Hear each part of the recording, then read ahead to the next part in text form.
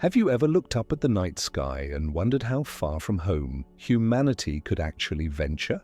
Not just in our imagination, but in reality. How far could you physically travel from Earth and still call someplace else home? The answer might surprise you because the universe doesn't care about our dreams of exploration.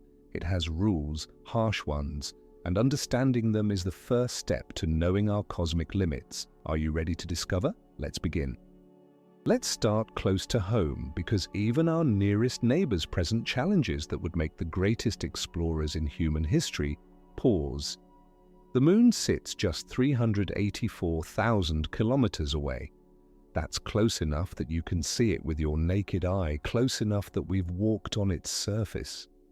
12 humans have left footprints in that grey dust, proving that at least one other world is within our reach. But the Moon isn't really leaving home. It's more like stepping into your backyard.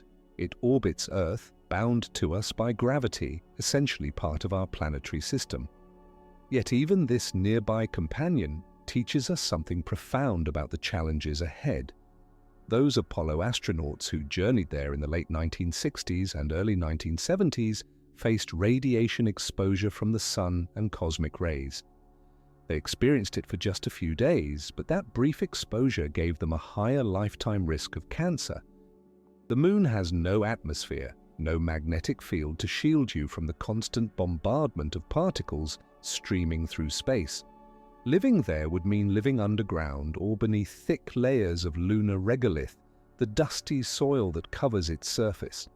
Scientists today are planning to return to the Moon through NASA's Artemis program, with the goal of establishing a sustained human presence by the 2030s. Why? Because the Moon is our testing ground. If we can't figure out how to live 384,000 kilometers from Earth, we have no hope of going farther. The Moon will teach us how to extract water from ice trapped in permanently shadowed craters, how to manufacture oxygen from lunar rocks, how to grow food in alien soil. These aren't just technical challenges, they're survival lessons written in the language of physics and chemistry. But let's push farther. Mars has captured human imagination for over a century, a rust-colored world that seems tantalizingly Earth-like. At its closest approach, Mars comes within about 54 million kilometers of our planet. At its farthest, that distance stretches to 400 million kilometers. This vast range means that launch windows, those precious times when the journey is shortest and most fuel-efficient, only come around every 26 months. Miss your window and you're waiting over 2 years for another chance. The journey itself takes anywhere from 6 to 9 months using current propulsion technology. That's 6 to 9 months of exposure to cosmic radiation, 6 to 9 months of muscle and bone loss from zero gravity, 6 to 9 months of psychological isolation in a tin can hurtling through the void. And that's just getting there. Once you arrive, you face a world that's brutally hostile to human life.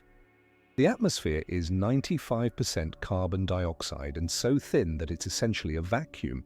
The average temperature is minus 63 degrees Celsius, cold enough to freeze carbon dioxide into dry ice at the poles. Yet Mars represents something remarkable in our cosmic neighborhood. It has water ice, both at the poles and likely buried beneath the surface in many regions. It has a day that's only slightly longer than Earth's, 24 hours and 37 minutes. It has seasons, though they're nearly twice as long as ours because Mars takes 687 Earth days to orbit the Sun. These factors make Mars the most plausible candidate for a second home in our solar system. NASA's Perseverance rover, which landed in Jezero crater in February of 2021, has been searching for signs of ancient microbial life and collecting samples that a future mission might return to Earth. The European Space Agency's ExoMars program is investigating the presence of methane in the Martian atmosphere, a gas that could indicate either geological activity or biological processes. Meanwhile, private companies like SpaceX have announced ambitious plans to send humans to Mars within the next decade, though many scientists remain skeptical of such rapid timelines. Here's something you need to understand. If we establish a permanent settlement on Mars, those people won't just be living on another planet, they'll be fundamentally changing as humans. The lower gravity, about 38% of Earth's, will alter their bodies over generations. Children born on Mars might grow taller, their bones developing in ways we can't fully predict. Their hearts might adapt to pumping blood in weaker gravity. Would they ever be able to return to Earth? Could their bodies handle our stronger gravitational pull? These aren't science fiction questions anymore. They're real considerations for the future of our species. Now, before we venture even farther into the cosmos, I want you to think about something. Every single challenge I've described, from radiation to gravity to distance, gets exponentially harder the farther we go. If you're finding this journey fascinating, make sure to subscribe and give a thumbs up. Your support helps this channel grow and allows me to keep exploring these cosmic questions with you. Let's talk about what lies beyond Mars, because this is where our solar system starts to feel truly alien. The asteroid belt stretches between Mars and Jupiter, a region spanning roughly 200 million kilometers, containing millions of rocky bodies ranging from dust-sized particles to Ceres, a dwarf planet nearly 1,000 kilometers across. Some futurists imagine mining these asteroids for precious metals and resources, and they're not wrong about the potential wealth. A single metallic asteroid could contain more platinum, gold, and rare earth elements than have been mined in all of human history. But living there? That's a different story entirely. These are tumbling rocks in the void, most with barely any gravity at all. You couldn't stand on most asteroids. You'd have to anchor yourself to the surface. There's no atmosphere, no water, unless you count the ice on some of the larger bodies, and you'd be even farther from the sun's warmth. The solar radiation that reaches the asteroid belt is much weaker than what we receive on Earth. Any habitat would need to be completely artificial, a sealed environment providing everything your body needs to survive. Jupiter orbits at an average distance of 778 million kilometers from the Sun, and this is where we encounter our first truly insurmountable barrier to human settlement. Jupiter itself is a gas giant, meaning it has no solid surface to stand on. If you tried to descend into Jupiter's atmosphere, you'd be crushed by increasing pressure long before you reached anything resembling ground. The pressure at Jupiter's core is estimated to be around 45 million times Earth's atmospheric pressure. Your body would be compressed into something smaller than a grain of sand. But Jupiter's moons present a different possibility. Europa, one of the 4 large Galilean moons discovered by Galileo Galilei in 1610, has captured the imagination of astrobiologists worldwide. Beneath its icy crust, which may be 15 to 25 kilometers thick, scientists believe there's a global ocean of liquid water containing twice as much water as all of Earth's oceans combined. This ocean is kept liquid by tidal heating, the gravitational squeeze that Jupiter exerts on Europa as it orbits. Where there's liquid water and energy, there's at least the possibility of life. NASA's Europa Clipper mission, launched in October of 2024, is currently on its way to conduct detailed reconnaissance of Europa's ice shell and subsurface ocean. It will perform nearly 50 close flybys of the Moon, analyzing its composition and searching for plumes of water vapor that might be erupting from the surface. If those plumes exist, they could give us a taste of that hidden ocean without even having to drill through kilometers of ice.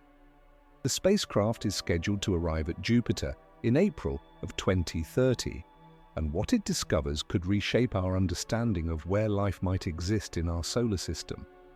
But let's be clear about what living near Jupiter would mean. The radiation environment is absolutely lethal. Jupiter's powerful magnetic field traps charged particles, creating radiation belts far more intense than Earth's Van Allen belts. On Europa's surface, you'd receive a radiation dose of about 540 rem per day. To put that in perspective, A dose of just 400 to 500 rem over a short period is fatal to humans. You'd need meters of ice or regolted shielding just to survive. Any surface activity would have to be measured in minutes, not hours. Ganymede, Jupiter's largest moon and the biggest moon in our entire solar system, also likely has a subsurface ocean. It's the only moon known to have its own magnetic field, which provides some radiation protection, though nowhere near enough to make surface living comfortable. Callisto, the outermost of the Galilean moons, sits farther from Jupiter's radiation hell and might be the most practical option for a human outpost if we're using the word practical very loosely. But we're now talking about a world that's over 600 million kilometers from Earth at its closest approach. A radio signal takes at least 33 minutes to travel one way. If you had an emergency, Earth couldn't help you. You'd be truly on your own. Speaking of distance and isolation, if you've ever wondered exactly how long it would take to physically reach each planet in our solar system using current technology, I actually made an entire video breaking down those journey times, the propulsion methods we'd use, and the orbital mechanics that make space travel so challenging. It's called How Long Would It Take to Reach Each Planet in Our Solar System, and it really puts into perspective just how vast our cosmic neighborhood is. You'll find the link in the description and pinned on the comments. Trust me, after learning those numbers, you'll never think about space travel the same way. Saturn sits even farther out at an average distance of 1.4 billion kilometers from the Sun. Like Jupiter, it's a gas giant with no solid surface, but its moon Titan offers something extraordinary. Titan is the only moon in our solar system with a thick atmosphere, actually denser than Earth's. It has lakes and rivers, weather patterns, and seasonal changes, but here's the catch. Those lakes and rivers aren't water. They're liquid methane and ethane. The surface temperature on Titan hovers around -179 degrees Celsius, cold enough that water ice is as hard as rock, and methane behaves the way water does on Earth. The Cassini-Huygens mission, which studied Saturn and its moons from 2004 to 2017, revealed Titan to be one of the most Earth-like worlds we've ever explored, despite being profoundly alien. The Huygens probe, which landed on Titan's surface in January of 2005, sent back images of a landscape carved by flowing liquid with rounded pebbles of water ice smoothed by methane rain. Scientists have proposed sending a nuclear-powered drone called Dragonfly to explore Titan, and NASA approved the mission for launch in 2028, with arrival in the mid-2030s. Could humans live on Titan? The thick atmosphere means you wouldn't need a pressure suit, just thermal protection and an oxygen supply. The atmospheric pressure is about 1.5 times Earth's at sea level, so your body wouldn't experience the crushing or expanding forces you'd face in a pure vacuum. But you'd be living in perpetual twilight, as sunlight at Saturn's distance is about 1% the intensity we receive on Earth. Everything would run on nuclear power, or possibly chemical energy extracted from Titan's abundant hydrocarbons. You'd be so far from home that the Sun would look like just a bright star. Uranus and Neptune, the ice giants, orbit at roughly 2.9 billion and 4.5 billion kilometers from the Sun, respectively. These worlds are so distant, so cold, and so poorly understood that human settlement isn't even seriously discussed. Voyager 2 remains the only spacecraft to have visited them, flying by Uranus in 1986 and Neptune in 1989. Both planets have moons that might harbor subsurface oceans, like Neptune's largest moon, Triton, but the distances involved make even robotic exploration incredibly challenging. A radio signal from Neptune takes over 4 hours to reach Earth. Sunlight there is 900 times dimmer than what we experience. And then there's Pluto, orbiting at an average distance of 5.9 billion kilometers in the Kuiper Belt, a region of icy bodies beyond Neptune's orbit. When NASA's New Horizons spacecraft flew by Pluto in July of 2015, it revealed a world far more geologically active and complex than anyone expected. Pluto has nitrogen ice glaciers, water ice mountains as tall as the Rockies, and a thin atmosphere that freezes and falls to the surface as the dwarf planet moves farther from the Sun in its elliptical orbit. But living there? You'd be at the edge of twilight, where the Sun appears as nothing more than an exceptionally bright star, providing almost no warmth and barely any light. Here's what you need to understand about everything I've described so far. We're still in our cosmic backyard. Every world I've mentioned orbits our Sun.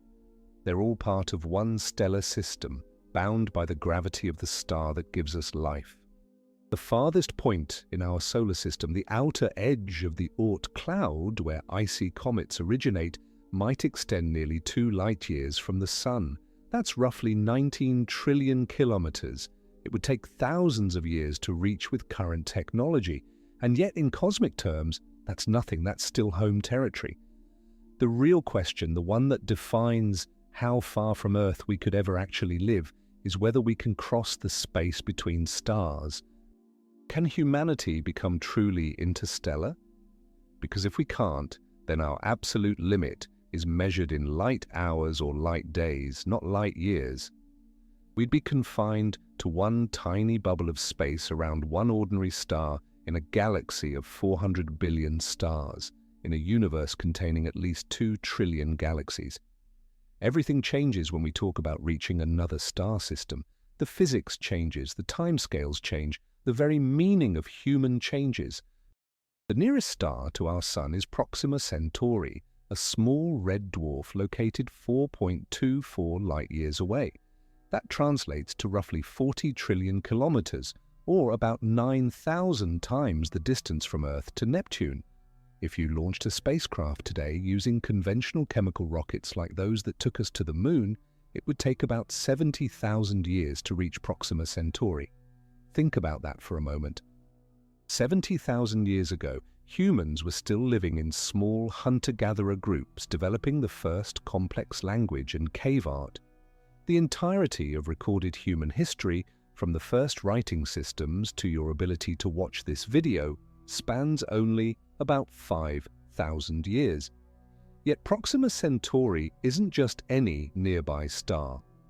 In 2016, astronomers announced the discovery of Proxima Centauri b, a planet orbiting within the star's habitable zone, that precious region where temperatures might allow liquid water to exist on a planetary surface. The planet is at least 1.17 times Earth's mass and orbits its star every 11.2 days. Before you get too excited, understand that Proxima Centauri is a red dwarf, a type of star much smaller and cooler than our Sun. Its habitable zone is much closer to the star than Earth is to the Sun, which means Proxima b is likely tidally locked, with one side perpetually facing the star and the other in eternal darkness. Red dwarfs are also notorious for unleashing powerful stellar flares, eruptions of radiation that could strip away a planet's atmosphere over time if it lacks a strong magnetic field. In March of 2017, astronomers observed Proxima Centauri brightening dramatically during a flare event that increased its luminosity tenfold for several minutes. Any life on Proxima b would need serious protection from such outbursts. Still, the discovery electrified the scientific community because it proved that our very nearest stellar neighbor hosts a potentially rocky planet in the habitable zone. The universe, it seems, is generous with planets. More recent observations have suggested the possible existence of additional planets in the Proxima Centauri system. Proxima c, announced in 2020 but still awaiting confirmation, might orbit farther out. And in 2022, researchers reported evidence of a third candidate, Proxima d, which could be even smaller than Proxima b. Each discovery adds complexity to this nearby system and raises tantalizing questions. Could any of these worlds support life? Could they support us? But here's the fundamental challenge: getting there. Even if we developed a spacecraft capable of traveling at 10% the speed of light, an achievement far beyond our current capabilities, the journey would take 42 years. The fastest human-made object ever created is the Parker Solar Probe, which has reached speeds of roughly 192 kilometers per second, or about 0.064% the speed of light, during its close approaches to the Sun. At that velocity, reaching Proxima Centauri would still take around 6,500 years. We need a completely different approach to propulsion if we're serious about interstellar travel. Scientists have proposed several theoretical methods for achieving higher speeds. One concept involves nuclear pulse propulsion, essentially detonating a series of nuclear bombs behind a spacecraft and riding the shock waves. This idea, studied in the 1950s and 60s under Project Orion, could theoretically reach 5 to 10% the speed of light. Another approach, fusion propulsion, would harness the same reaction that powers the Sun, fusing hydrogen atoms to release enormous amounts of energy.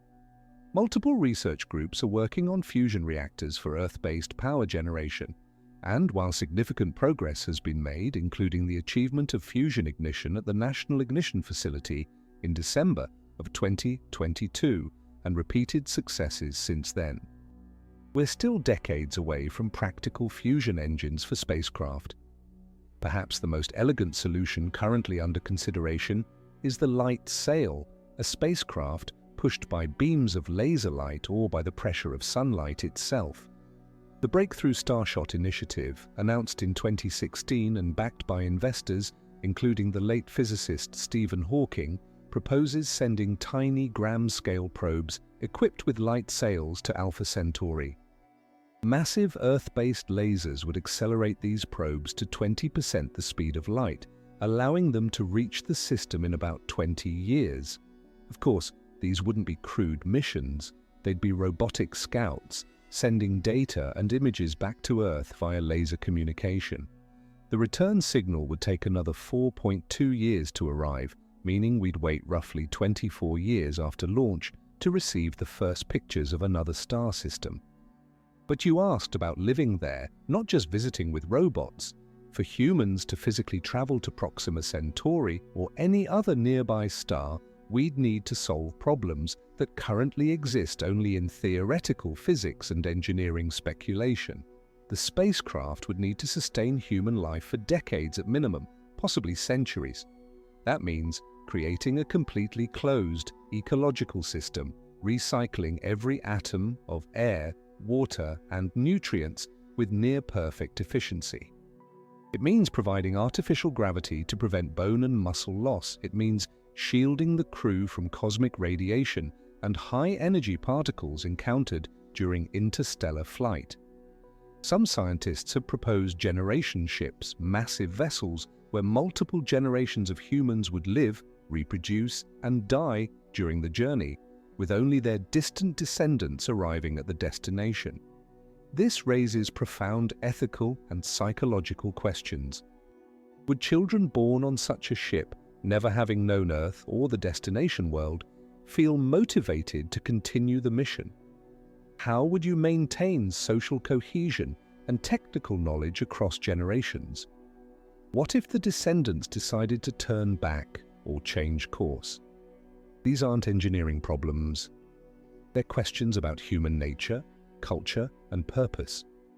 Another possibility involves cryogenic preservation or suspended animation, placing astronauts in a state of drastically slowed metabolism for the duration of the journey. While some organisms on Earth can survive freezing or enter dormant states for years, human cryopreservation remains entirely speculative. We can freeze human embryos and keep them viable, and we can cool people to slow their metabolism during certain medical procedures. But keeping a human alive and frozen for decades, then successfully reviving them, is beyond our current medical capabilities. Every year, researchers make progress in understanding the biology of extreme cold and metabolic suspension, but we're nowhere near ready to put someone to sleep for a 40-year journey to the stars. Even if we solved propulsion, life support, and the time problem, interstellar travelers would face another harsh reality: isolation. Once you leave the solar system, you're cut off from Earth in a way that's difficult to truly comprehend. Radio signals traveling at the speed of light would take years to carry messages back and forth. If you encountered a medical emergency, equipment failure, or navigational crisis at Proxima Centauri, Earth couldn't help. By the time your distress signal arrived and a response returned, nearly a decade would have passed. You'd solve the problem yourself, adapt to it, or die. There would be no rescue missions. And here's something that might not occur to you immediately. The universe you return to, if you ever return, would be different. Time dilation, a consequence of Einstein's theory of relativity, means that if you traveled at a significant fraction of the speed of light, time would pass more slowly for you than for people back on Earth. A journey that felt like 20 years to you might correspond to 30 or 40 years on Earth, depending on your velocity. Everyone you knew before departure would have aged more than you. The world would have changed. You'd be returning to a future Earth, not the one you left. This creates a strange paradox when we think about how far from Earth humans could actually live. Distance in space isn't just measured in kilometers or light years. It's measured in time, in communication lag, in the growing cultural and technological divergence between those who leave and those who stay. A colony at Proxima Centauri, if it ever existed, wouldn't just be far from Earth geographically. It would be far from Earth temporally and culturally. After a few generations, would they even consider themselves human in the same way we do? Would we recognize them as kin or as something new? Let's expand our view even further, because Proxima Centauri is just one star among hundreds of billions in our galaxy. Within about 30 light-years of Earth, there are roughly 450 stars. Many of them are red dwarfs like Proxima, but others are more similar to our Sun. Some of these stars have confirmed planetary systems. Others remain unexplored, their secrets waiting for future telescopes to reveal. Each represents a potential destination, a possible home for our descendants, if we can overcome the monumental challenges of getting there. TRAPPIST-1, a system that made headlines in February of 2017, sits approximately 40 light-years from Earth. This ultra-cool red dwarf hosts at least 7 Earth-sized planets, 3 of which orbit within the habitable zone. The discovery sent ripples through the astronomy community because it demonstrated that planetary systems can be radically different from our own, yet still potentially harbor conditions suitable for life.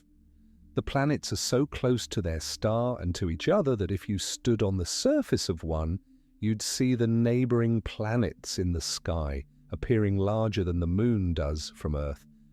NASA's James Webb Space Telescope, which began operations in 2022, has been studying the TRAPPIST-1 system intensively. In 2023, observations of TRAPPIST-1b revealed it likely lacks a thick atmosphere, which wasn't surprising given its proximity to the star.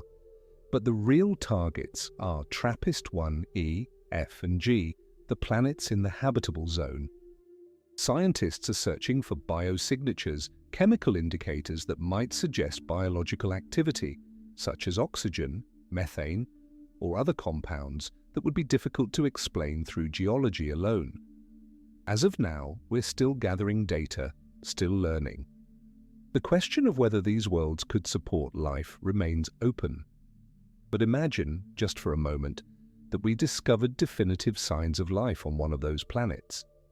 Imagine spectroscopic analysis revealed oxygen and methane in the atmosphere of TRAPPIST-1e in concentrations that strongly suggested biological processes. How would that change our answer to the question of how far humans could live from Earth? Would it make the 40 light-year journey worthwhile? Would knowing that life already existed elsewhere motivate us to develop the technology to reach it, or would it make us more cautious? Concerned about contaminating an alien biosphere, or being contaminated ourselves? Within 100 light-years of Earth, the number of stars exceeds 14,000. Several of these systems have confirmed exoplanets in their habitable zones. In January of 2026, researchers at the University of Oxford confirmed the existence of HD 20794d, a planet orbiting a Sun-like star just 42 light-years away. This planet sits comfortably in the habitable zone and has a mass about 4.7 times that of Earth, making it a super-Earth. The star it orbits is quieter than Proxima Centauri, with fewer violent flares, potentially offering a more stable environment for life. Another intriguing target is LHS 140b, located 46 light-years from Earth.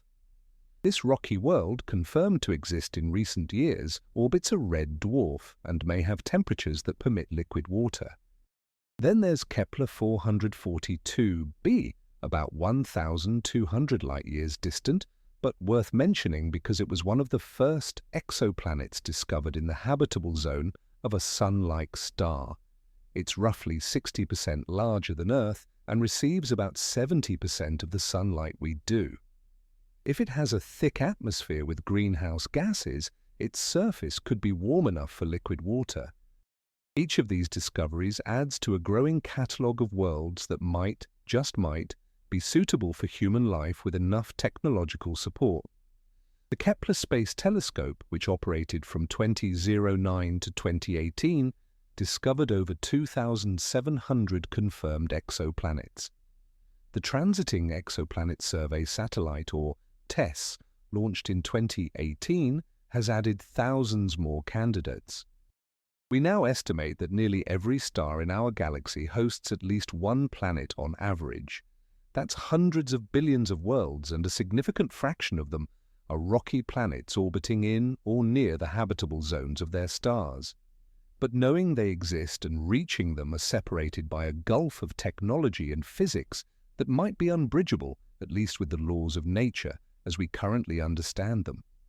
The speed of light, roughly 300,000 kilometers per second, represents an absolute cosmic speed limit according to Einstein's theory of special relativity. Nothing with mass can reach or exceed this speed. You can approach it, given enough energy, but never quite reach it. And as you get closer to light speed, relativistic effects kick in. Your mass effectively increases, requiring ever more energy to accelerate further. Time slows down for you relative to the outside universe. Space itself contracts in the direction of your motion. These aren't just minor corrections to classical physics. They're fundamental features of reality that govern everything in the universe. If we wanted to send a crewed spacecraft to a star 100 light-years away at 90% the speed of light, the journey would take roughly 111 years from Earth's perspective. But for the travelers, thanks to time dilation, only about 48 years would pass. They'd arrive middle-aged, having experienced less than half a lifetime, while Earth would have moved more than a century into the future. Everyone they knew would be dead. The technology they left with would be obsolete. They'd be temporal refugees displaced not in space but in time. Some theoretical physicists have speculated about exotic solutions to Einstein's equations that might allow faster-than-light travel or shortcuts through space. Wormholes, hypothetical tunnels connecting distant points in space-time, appear in the math, but would require exotic matter with negative energy density to keep them open and stable. We've never observed such matter, and it may not exist. The Alcubierre drive, proposed in 1994 by physicist Miguel Alcubierre, suggests creating a bubble of warped space-time that moves faster than light, while the spacecraft inside remains stationary relative to its local space. It's a brilliant piece of mathematical physics, but it also requires exotic matter and energy scales far beyond anything we can produce.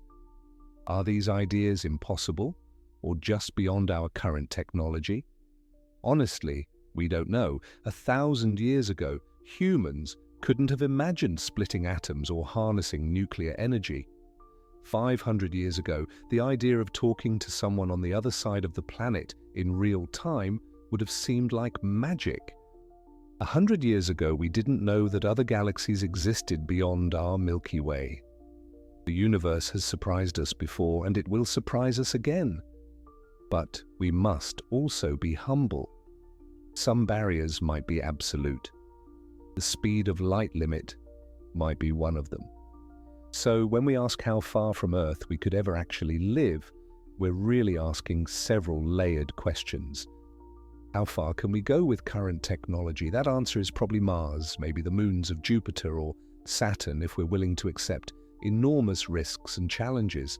How far could we go with plausible near-future technology? That might extend to the outer solar system, establishing research outposts but not truly thriving civilizations.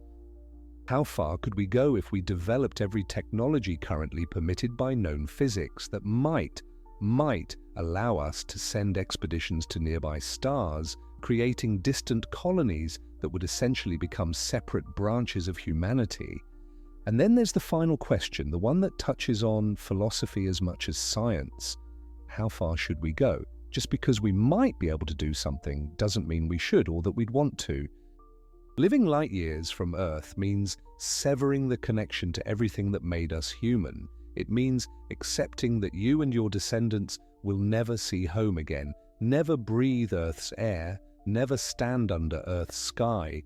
It means creating new cultures, new identities, perhaps even new species over enough generations as different environments shape biology and technology reshapes our bodies. There's another layer to this question that we need to explore, something that might seem abstract but is absolutely critical when we talk about living far from Earth. It's the question of resources and self-sufficiency. Every human settlement, whether it's a village in ancient Mesopotamia or a space station orbiting Earth, depends on resources. You need water, food, energy, building materials, medical supplies, tools, and all the complex infrastructure that keeps people alive. On Earth, even the most remote Antarctic research station can be resupplied. Ships arrive, planes land. There's a lifeline back to civilization. But what happens when that lifeline stretches across light years? A colony on Proxima Centauri b couldn't order replacement parts from Earth. By the time the order arrived and the shipment returned, nearly a decade would have passed. Any interstellar colony would need to be completely self-sufficient from day one, capable of manufacturing everything from microchips to medicines using only local resources. This requirement fundamentally changes what's possible. Think about what it takes to build a computer chip. You need ultra-pure silicon, which requires processing quartz or sand at high temperatures. You need dozens of rare elements for doping and connections, including gallium, germanium, and various rare earth metals. You need cleanroom facilities where the air contains fewer particles than operating rooms. You need precision manufacturing equipment capable of etching features just nanometers across. And you need expertise, people who understand solid-state physics, materials science, and electrical engineering.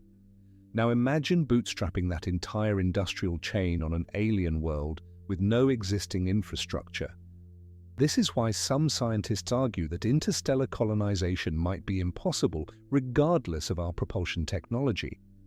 The level of industrial complexity required to sustain a technological civilization might be too high for a small population starting from scratch on a distant world.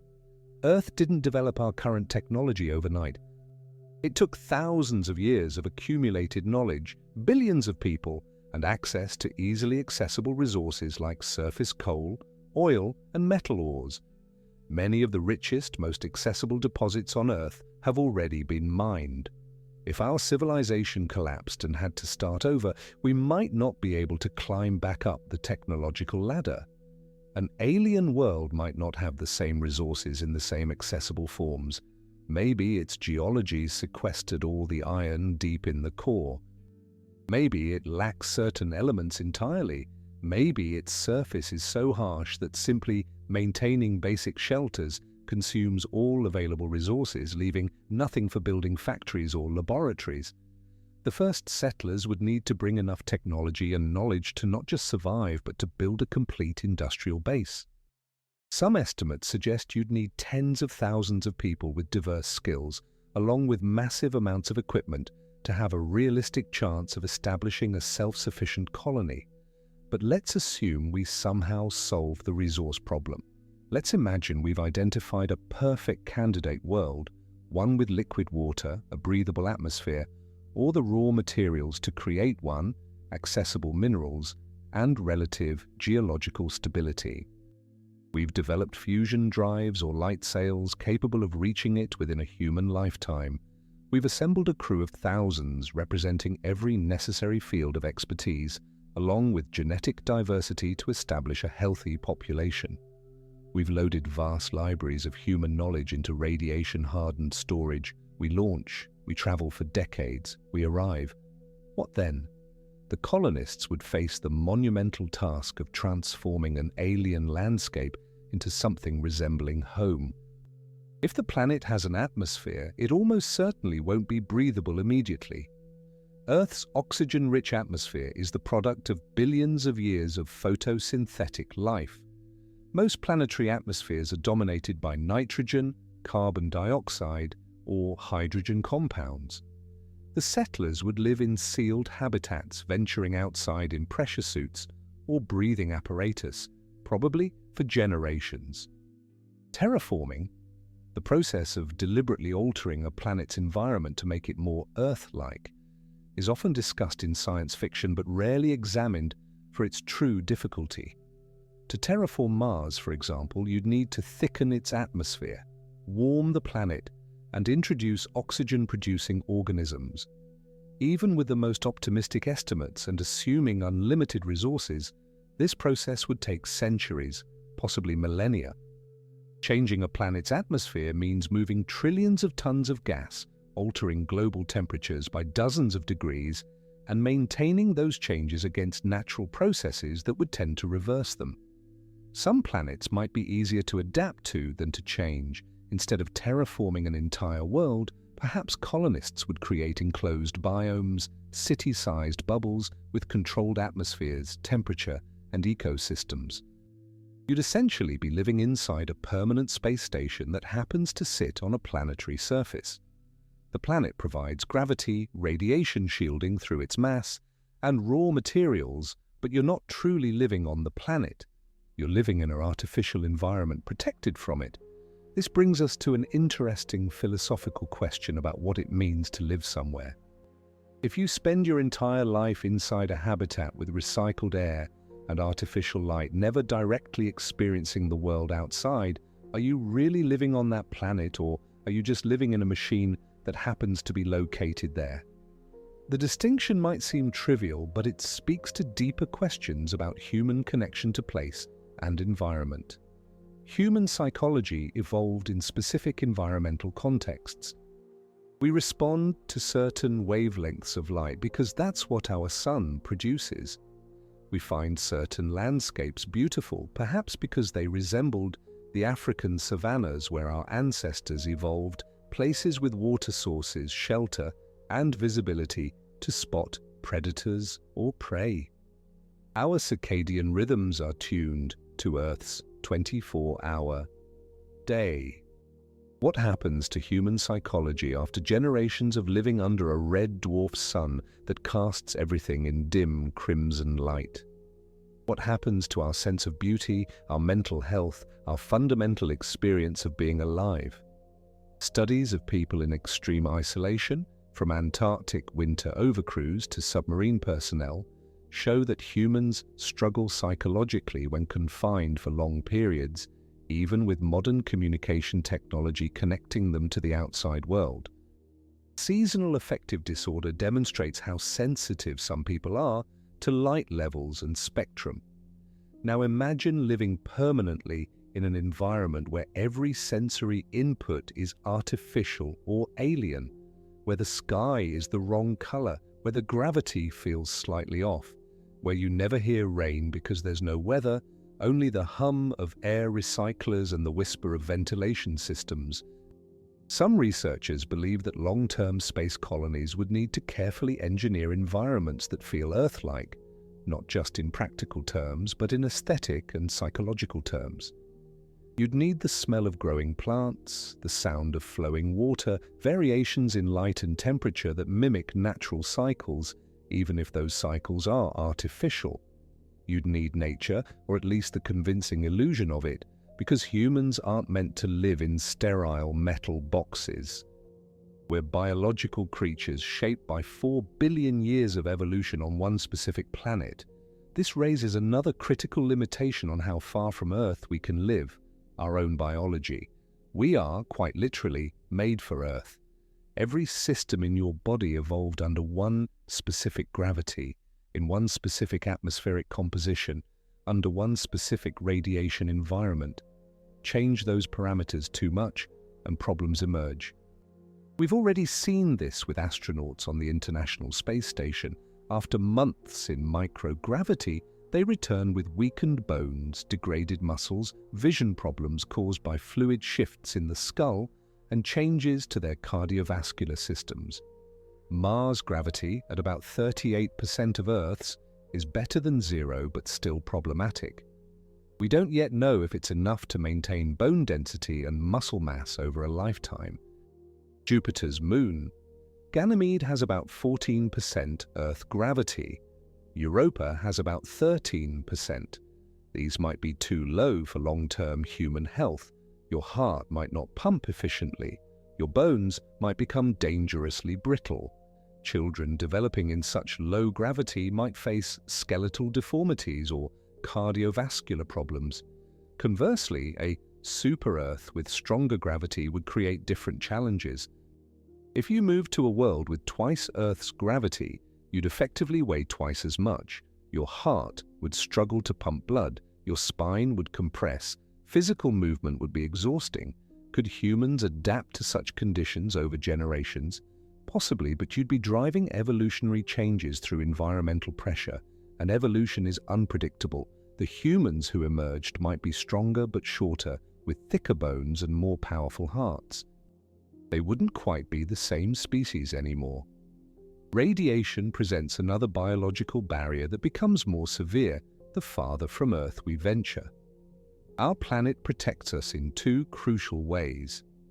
A magnetic field that deflects charged particles from the solar wind and cosmic rays, and an atmosphere that absorbs much of what gets through.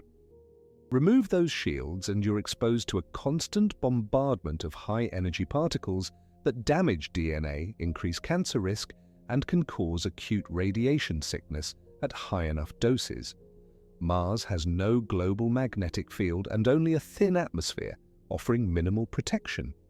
The surface of Mars receives about 24 to 30 radiation per year, compared to Earth's average of about 0.6 rem. That's roughly 40 to 50 times higher. A colonist living on Mars for 20 years would accumulate radiation exposure equivalent to what increases lifetime cancer risk by several percentage points. And that's Mars, relatively close to Earth and bathed in the Sun's magnetic influence. Venture to the outer solar system or into interstellar space, and cosmic radiation becomes even more problematic. Galactic cosmic rays, high-energy particles originating from supernovae and other violent events across the galaxy, permeate all of space. They're difficult to shield against because they're so energetic. Traditional shielding materials like lead can actually make the problem worse through a process called secondary radiation, where the particles strike the shielding and create additional harmful particles. The best shielding involves light elements like hydrogen, which is why water and polyethylene are often proposed. Living quarters might need to be surrounded by several meters of water or ice to provide adequate protection. But here's the challenge. Mass is expensive in space. Every kilogram of shielding you bring on an interstellar journey is a kilogram that could have been food, equipment, or fuel. You're constantly balancing protection against practicality. Some mission designs propose using the ship's fuel or water supply as radiation shielding, positioning it between the crew quarters and the direction of travel. Others suggest creating rotating habitats that generate artificial gravity through centrifugal force, with the outer hull lined with lunar regolith or asteroidal material gathered en route.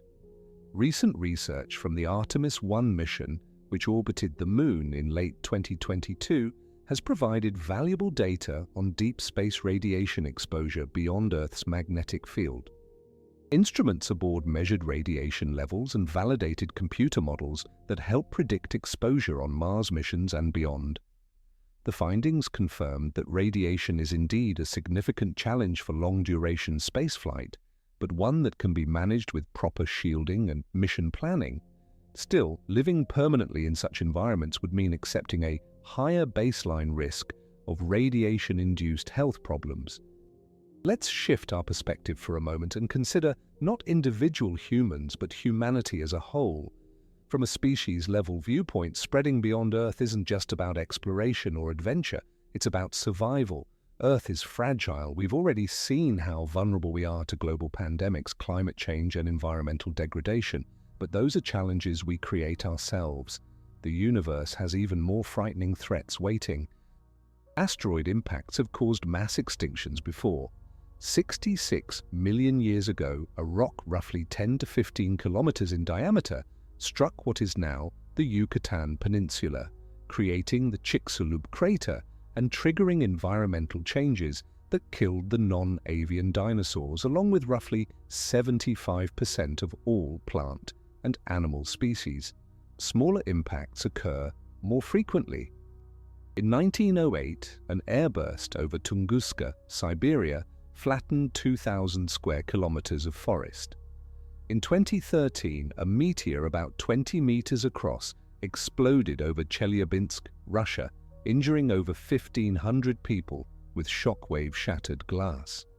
We've identified most of the large near-Earth asteroids that could cause global catastrophe, and none of them threaten us in the foreseeable future. NASA's Double Asteroid Redirection Test, or DART, successfully demonstrated in September of 2022 that we can change an asteroid's orbit by deliberately crashing a spacecraft into it.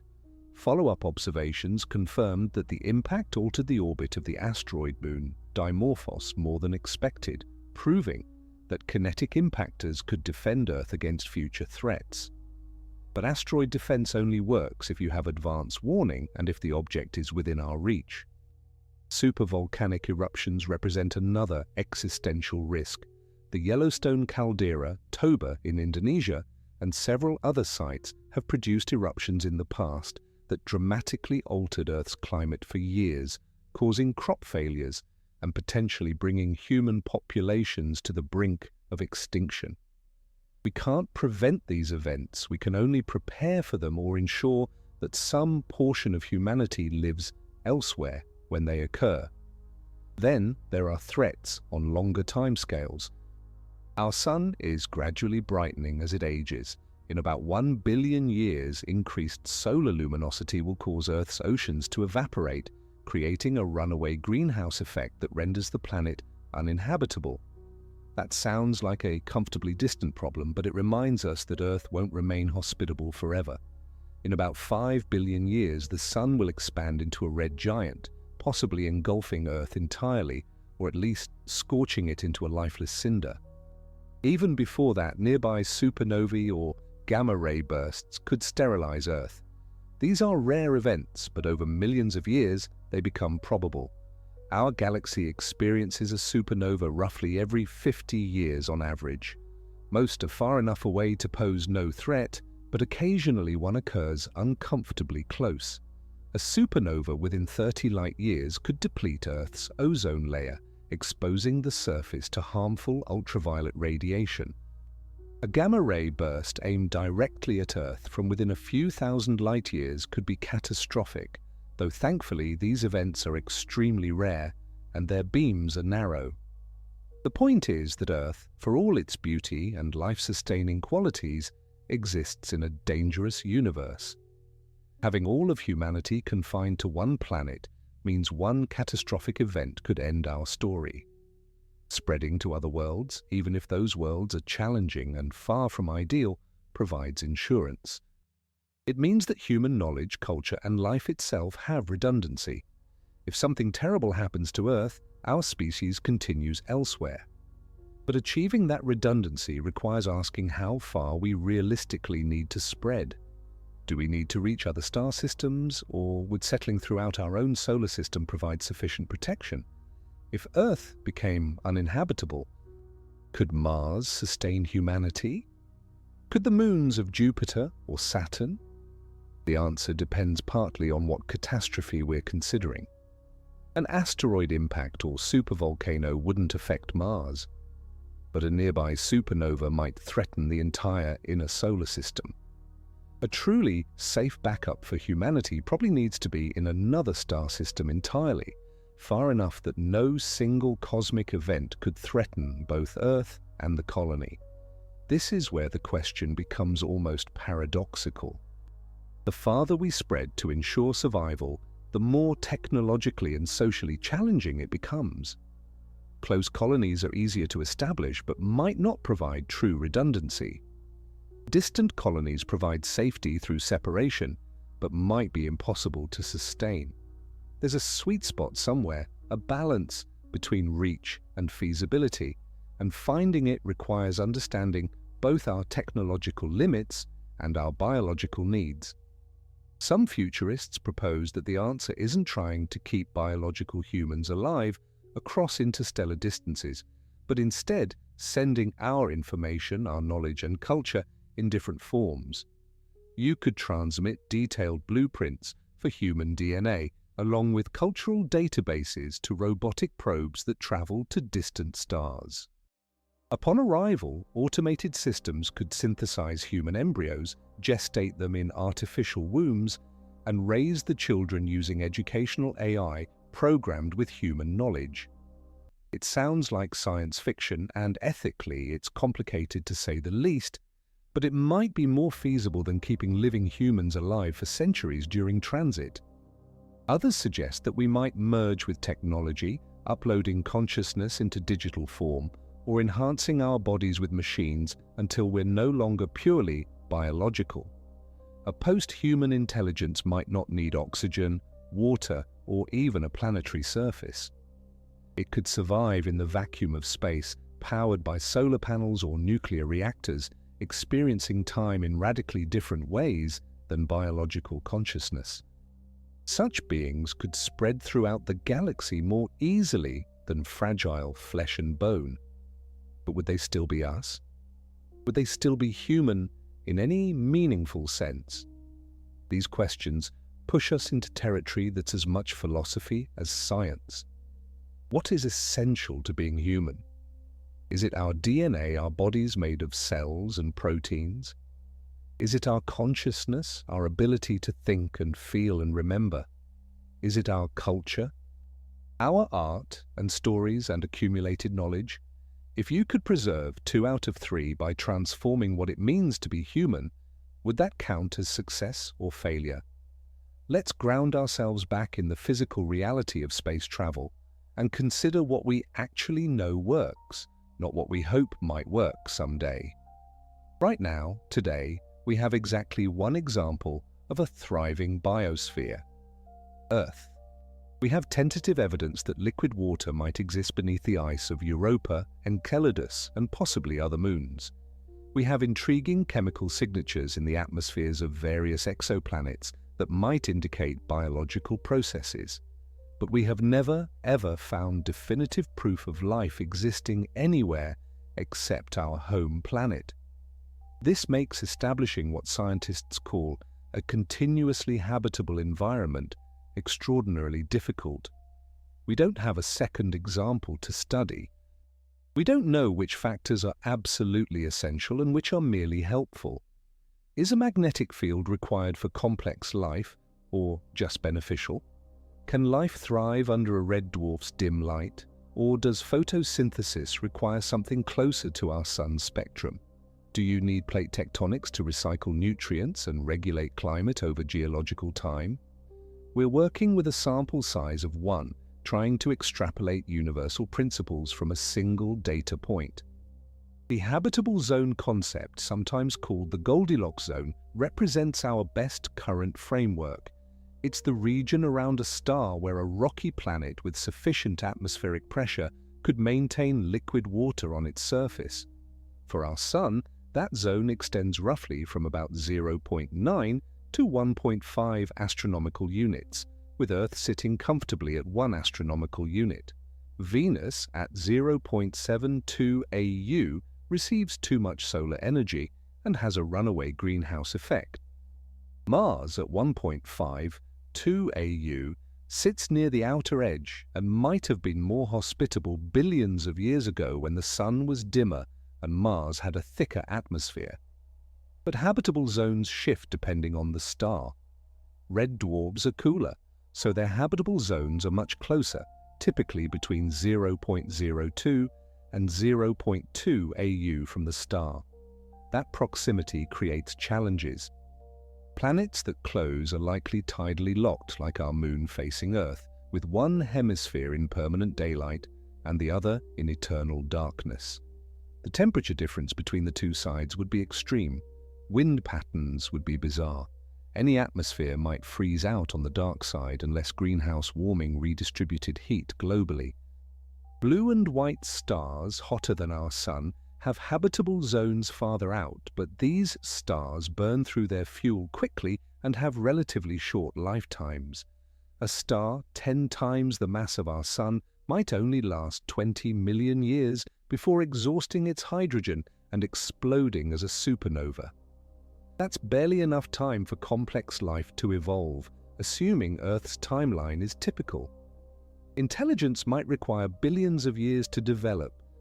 So while massive hot stars have habitable zones, those zones might not remain stable long enough for life to arise naturally, let alone for human colonies to find a stable home. This is why stars similar to our Sun, the so-called G-type main sequence stars, are often considered the best candidates for hosting habitable worlds. They're stable for billions of years. Their habitable zones are at comfortable distances where tidal locking is less likely. They emit radiation in wavelengths that Earth life has adapted to use, but G-type stars make up only about 7% of all stars in our galaxy. Red dwarfs, by contrast, constitute about 73%. If we're going to find habitable planets, we're probably going to find them around red dwarfs simply because red dwarfs are so common. Recent discoveries have revealed tremendous diversity in planetary systems. We've found hot Jupiters, massive gas giants orbiting closer to their stars than Mercury is to our Sun. We've found super-Earths, rocky planets several times our mass.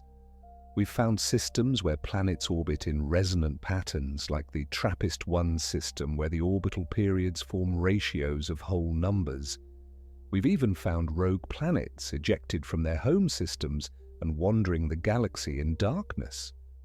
The universe is far stranger and more varied than we imagined just a few decades ago.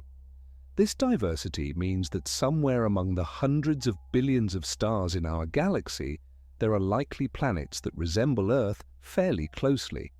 The question isn't whether such worlds exist. Statistical estimates suggest there could be tens of billions of roughly Earth-sized planets in habitable zones just in the Milky Way. The question is whether any of them are close enough for us to reach and suitable enough for us to actually live there without technological life support so advanced that we might as well stay in space habitats. Space habitats deserve serious consideration in this discussion because they might actually be the answer to how far from Earth we can live.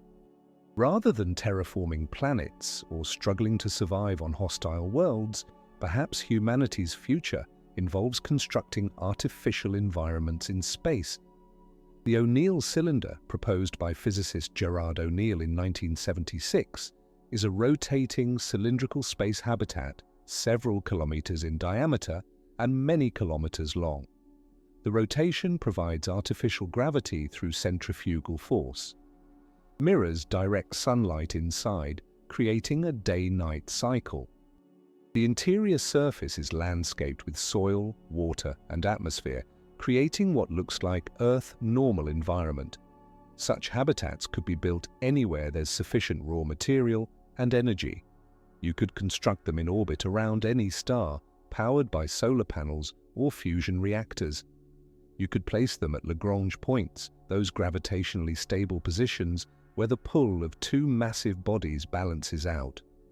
You wouldn't be dependent on finding a planet with the right atmosphere, gravity, and temperature.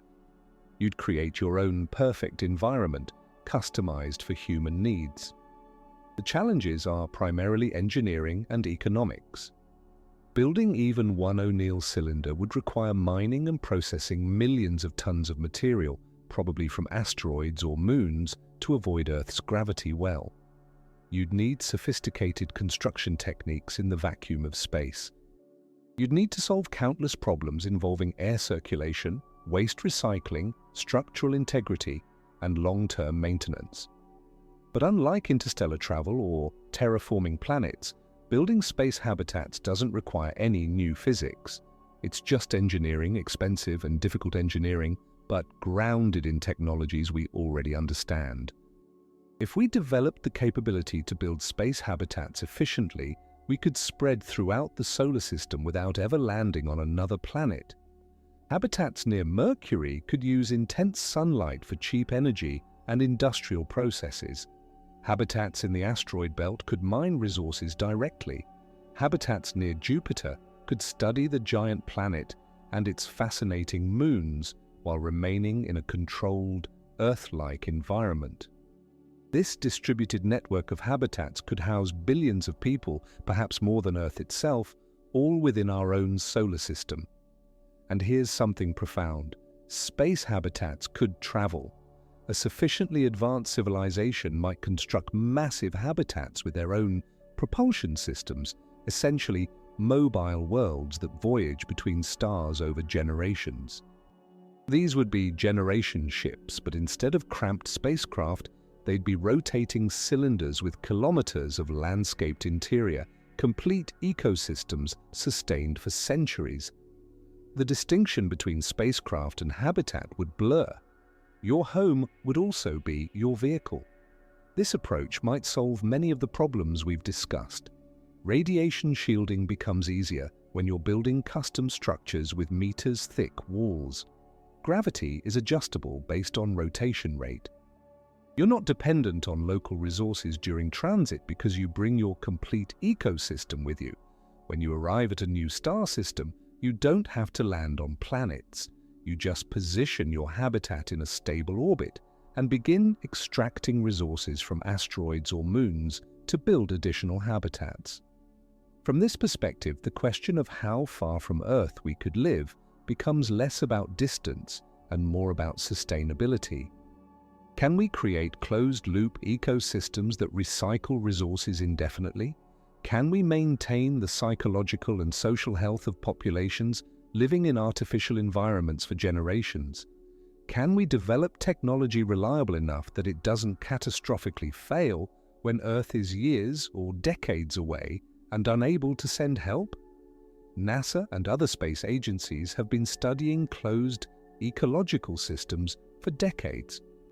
Biosphere 2. An experimental facility in Arizona attempted to create a completely sealed environment supporting 8 people for 2 years, starting in September of 1991. The experiment encountered serious problems, including unexpected oxygen depletion and food shortages, demonstrating how difficult it is to balance all the chemical and biological cycles that Earth manages effortlessly. But it also provided valuable lessons about ecosystem design and management. The International Space Station recycles about 90% of its water and generates some oxygen through electrolysis, but it still requires regular resupply missions from Earth. Establishing true independence, where a habitat or colony produces everything it needs from local resources, remains a significant technical challenge. You need not just life support, but manufacturing, agriculture, medicine, and all the infrastructure of civilization. There's a concept in astrobiology and futurism called the Kardashev scale, proposed by Soviet astronomer Nikolai Kardashev in 1964. It classifies civilizations by their energy usage. A Type 1 civilization can harness all the energy available on its home planet. A Type 2 civilization can harness the total energy output of its star, perhaps by building a Dyson sphere or swarm of solar collectors surrounding it. A Type 3 civilization controls energy on a galactic scale. By this measure, humanity isn't even Type 1 yet. We're somewhere around 0.73, still learning to efficiently use our planetary resources. The relevance to our question is this: how far a civilization can spread depends fundamentally on how much energy it can command and how efficiently it can use that energy. Every challenge we've discussed, from propulsion to life support to radiation shielding to manufacturing, comes down to energy.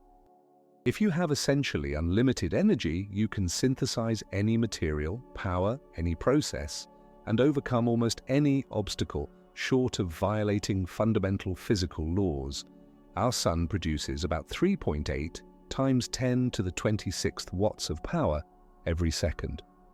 That's more energy than humanity has used in our entire history, released every single second. Right now, we capture an infinitesimally tiny fraction of that, the sunlight falling on our solar panels and the warmth driving our weather and photosynthesis. A civilization that could capture even 1% of the sun's output would have energy resources beyond current imagination. This is why some scientists believe that before we venture to other stars, we should first master our own solar system, build infrastructure in space, develop fusion power, create space-based solar arrays that beam energy back to Earth or to habitats throughout the system, mine asteroids for rare elements, establish industrial facilities on airless moons where you can work in vacuum without environmental concerns, build the foundation of a true spacefaring civilization. Once you have that foundation, once you've proven you can sustain millions of people living throughout a solar system in artificial habitats with closed ecosystems and local resource utilization, then you're ready to consider interstellar expansion. You wouldn't be sending fragile pioneers into the unknown hoping they can bootstrap a civilization. You'd be extending an already mature spacefaring culture to new star systems. But even with all that capability, the distances remain staggering. Let's put interstellar space in perspective. If you scaled our solar system down so that Earth was the size of a peppercorn, the Sun would be a sphere about 15 centimeters across. Pluto's orbit would be a circle about 9 meters in diameter. On this scale, Proxima Centauri would be roughly 4,000 kilometers away. That's the distance from New York to Berlin, and that's the nearest star. Most stars in our galaxy are separated by distances equivalent to crossing continents or oceans on this scale.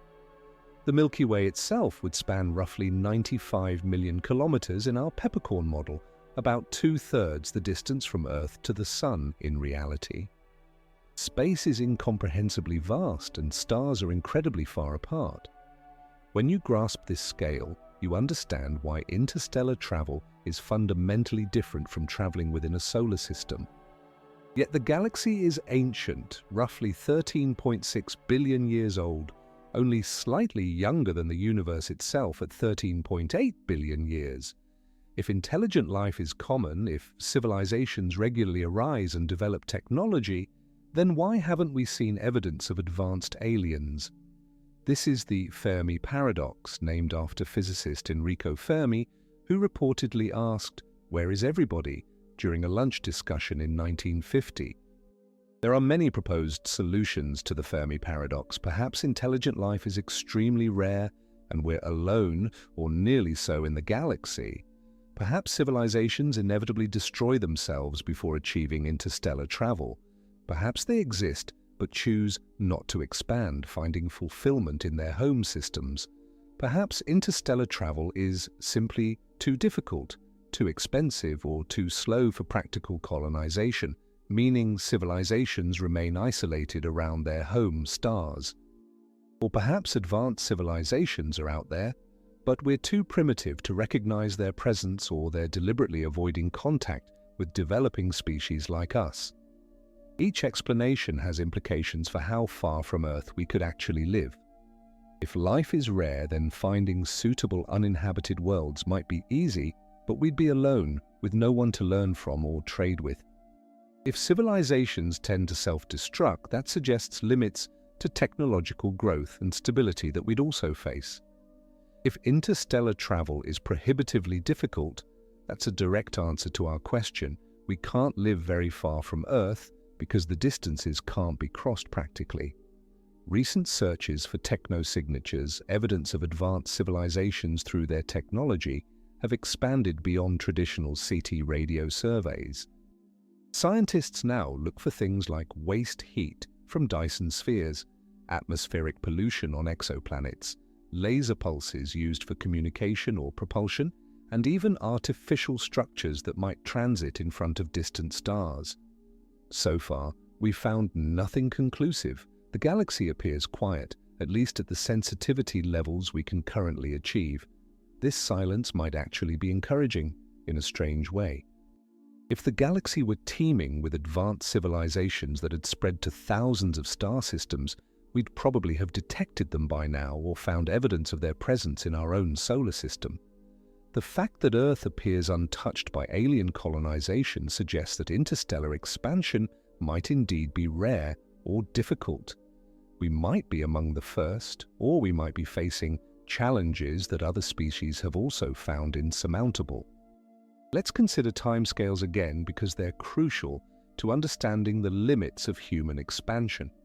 Human civilization, from the first cities to now, spans roughly 10,000 years.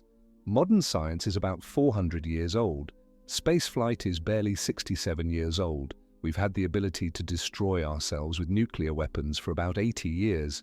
This is an eye blink in cosmic time. We're infants in terms of technological development. But in another sense, we're moving incredibly fast. The change from the Wright brothers' first flight in 1903 to Neil Armstrong walking on the moon in 1969 took just 66 years. The progression from the first computers filling entire rooms to the smartphone in your pocket took about 50 years. Technology accelerates. What seems impossible today might be routine a century from now. However, there are hard physical limits that no amount of technological progress can overcome. The speed of light is absolute. The laws of thermodynamics can't be violated. These aren't engineering challenges, they're fundamental features of reality. Any prediction about humanity's future in space must respect these boundaries, even while remaining open to discoveries that might change our understanding. One possibility that deserves mention is that we might find shortcuts through space that don't require traveling faster than light. If wormholes exist and can be stabilized, they could connect distant points in space, effectively creating tunnels through higher dimensions. You'd enter one end near Earth and emerge from the other end, light years away, having crossed the distance without traveling through the intervening space. The physics of general relativity does permit wormhole solutions, but they require exotic matter with negative energy density, something we've never observed and which might not exist. Quantum field theory suggests that negative energy states might be possible under certain conditions, leading to phenomena like the Casimir effect, where two uncharged metallic plates attract each other in vacuum. Some physicists speculate that very advanced civilizations might manipulate these quantum effects to create traversable wormholes, but we're deep in speculation now, far beyond anything we can test or verify. Another theoretical possibility involves manipulating dark energy, the mysterious force causing the universe's expansion to accelerate. We know dark energy exists because we can measure its effects, but we have no idea what it is or how to interact with it.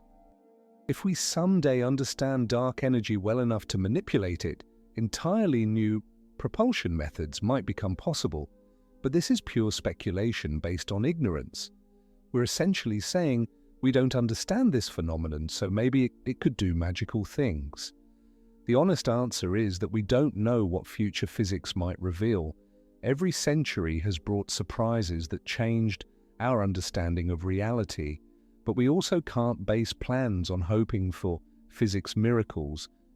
We have to work with what we know while remaining open to what we might discover. Let's bring this back to something concrete and near-term. What are we actually doing right now to push the boundaries of how far humans can live from Earth? NASA's Artemis program aims to establish a sustained presence on the Moon, with the Artemis 3 mission planned to land astronauts on the lunar surface in the mid-2020s. Unlike the Apollo program, which was about flags and footprints, Artemis is designed to be sustainable. The plan includes building the Lunar Gateway, a small space station in orbit around the Moon that serves as a staging point for surface missions. The Moon will serve as a testing ground for technologies we'll need on Mars and beyond. We'll learn to extract water ice from permanently shadowed craters near the lunar poles, using it for drinking water, oxygen production, and potentially rocket fuel. We'll develop habitats that can withstand temperature extremes, radiation, and micrometeorite impacts. We'll practice living and working in 1/6 Earth's gravity for extended periods. We'll establish supply chains and maintenance protocols for equipment operating far from direct Earth support. China has its own ambitious lunar program, having successfully landed several robotic missions on the Moon's far side, including the Chang'e 4 mission in January 2019, the first soft landing on that never-seen hemisphere. China has announced plans for crewed lunar missions in the late 2020s or early 2030s and has discussed establishing a permanent international lunar research station, possibly in collaboration with Russia and other nations. The Moon is becoming a proving ground for multiple spacefaring nations. Mars remains the ultimate near-term goal for human expansion. NASA, in collaboration with SpaceX and other partners, is developing the technology for crewed Mars missions, potentially in the 2030s. The challenges are formidable. A Mars mission requires about 6 to 9 months of travel time each way, depending on orbital alignments. The launch window to Mars opens only once every 26 months when Earth and Mars are favorably positioned. Once you arrive, you need to wait for the next window to return, meaning the total mission duration could be 2 to 3 years. SpaceX's Starship, currently in development and testing, is designed as a fully reusable spacecraft capable of carrying up to 100 people to Mars. Elon Musk has stated ambitious goals of establishing a self-sustaining city on Mars within decades, though many space experts consider this timeline highly optimistic. The technical challenges of landing heavy payloads on Mars, producing fuel for the return journey using local resources and keeping crews alive in the harsh Martian environment are substantial. But let's assume we succeed. Let's assume that by 2050 there's a permanent base on Mars with 100 people living and working there. By 2075, maybe it's grown to 1,000.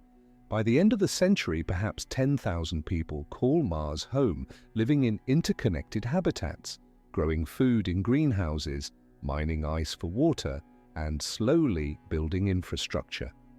They're still completely dependent on Earth for advanced technology, medicine, and specialized equipment, but they can survive on locally produced basics: air, water, food, building materials. Would this count as living far from Earth? Mars is, on average, about 225 million kilometers away, but that distance varies from about 55 million at closest approach to over 400 million at opposition. Communication takes between 3 and 22 minutes one way, depending on orbital positions. You couldn't have a real-time conversation, but you could exchange messages daily. Psychologically and culturally, Mars colonists would still be connected to Earth. They'd watch Earth media, follow Earth news, and consider themselves human in the Earth sense. Now extend that timeline. By the year 2200, Mars might have 1 million inhabitants spread across multiple settlements. Children, would be born who've never seen Earth except as a bright star in the night sky. Generations would pass. The Martian colonists would develop their own culture, their own identity. They'd adapt to lower gravity, to living underground or in domed habitats, to a world where water is precious and Earth is just a distant memory. Would they still be Earthlings, or would they be Martians? This cultural divergence might be the real measure of how far from Earth we can live. Not distance in kilometers or light years, but distance in identity and connection. Once a colony becomes self-sufficient and culturally independent, it's no longer living near Earth, even if it's only a few light minutes away. It's become something new. This process might be inevitable for any successful space colony. You can't maintain Earth culture unchanged when the environment is so different. Martian children growing up in one-third gravity would be physically different from Earth humans. Their bones and muscles would develop under different stresses. If they ever visited Earth, they might struggle with the crushing weight of normal gravity. Evolution would begin shaping them into something adapted to Mars rather than Earth. After many generations, the divergence could become significant. Natural selection would favor traits suited to Martian conditions, perhaps more efficient lungs adapted to lower air pressure, better radiation resistance, cardiovascular systems optimized for lower gravity. These changes would happen slowly, over thousands of years, but they'd be real. Meanwhile, Earth humans might be genetically engineering themselves, merging with technology, or adapting to different environments in different ways.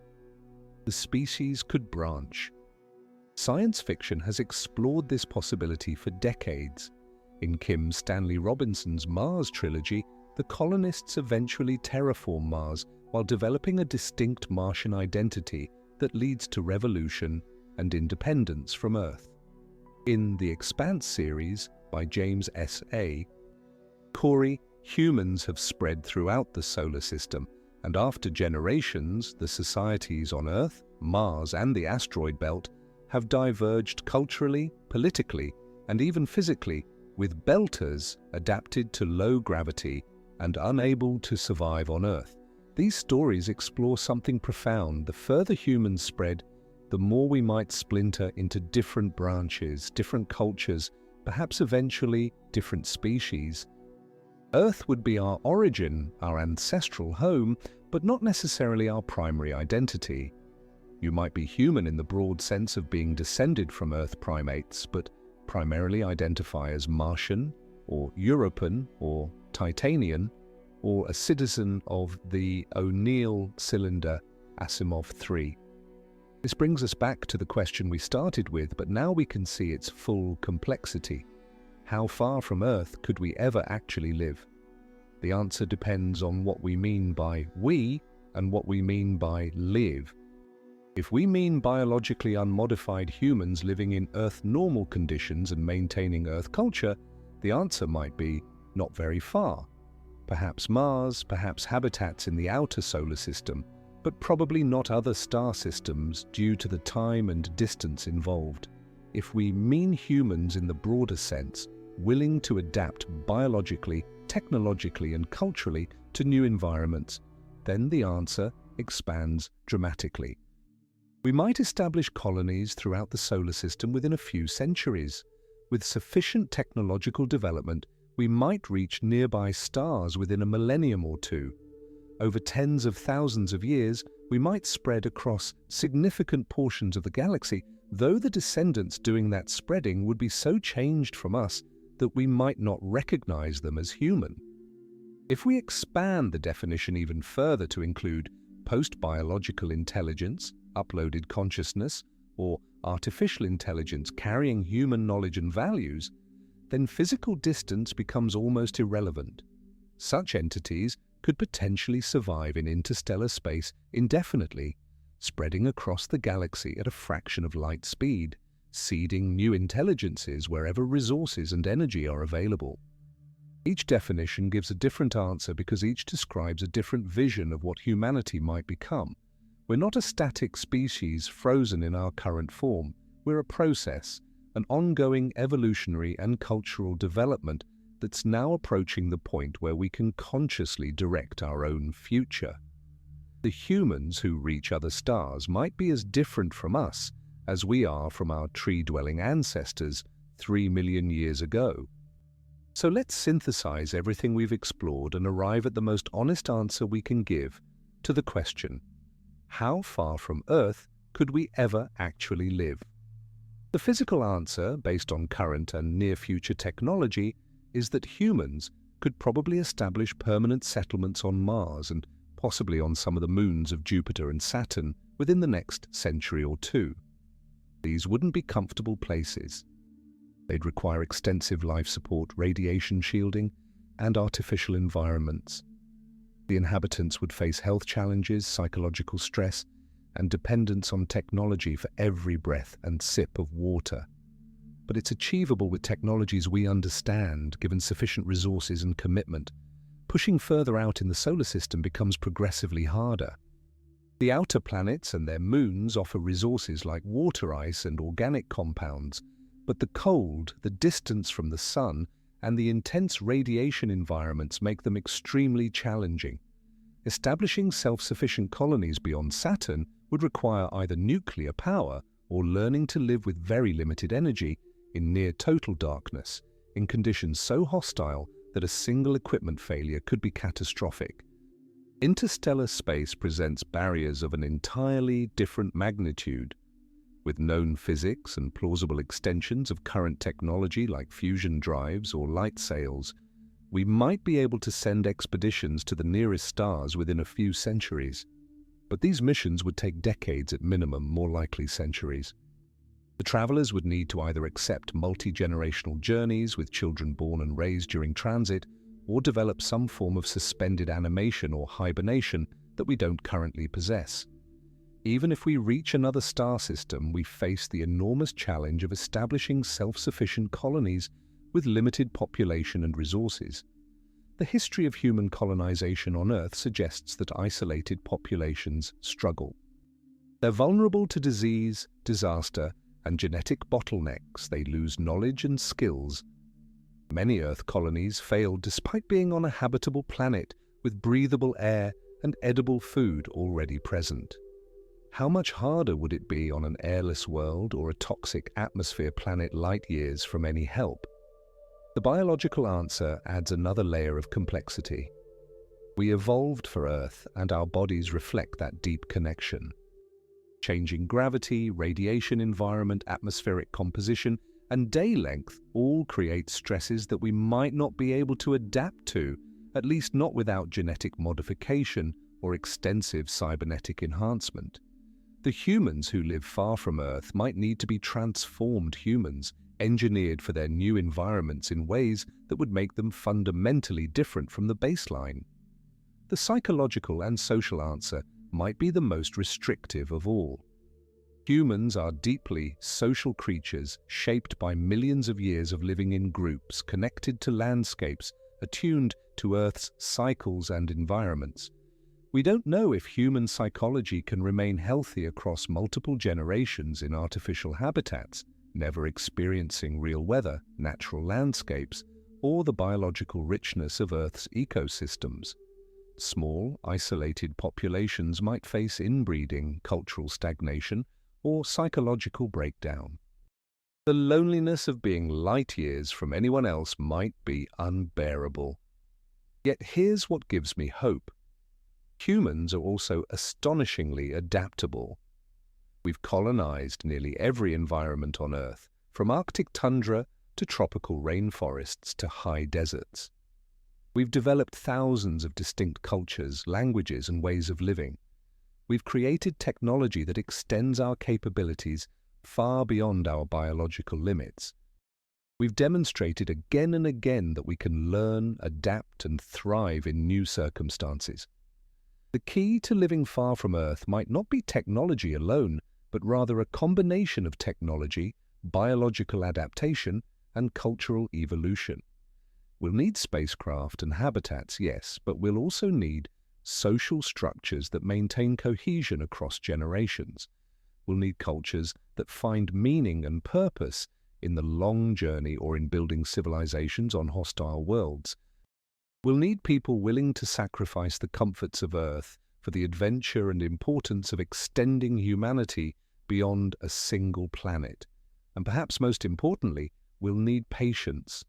The colonization of space won't happen in a single lifetime or even a single century. It's a multi-generational project that might take thousands of years to fully realize. Those who begin the journey might not live to see the destination.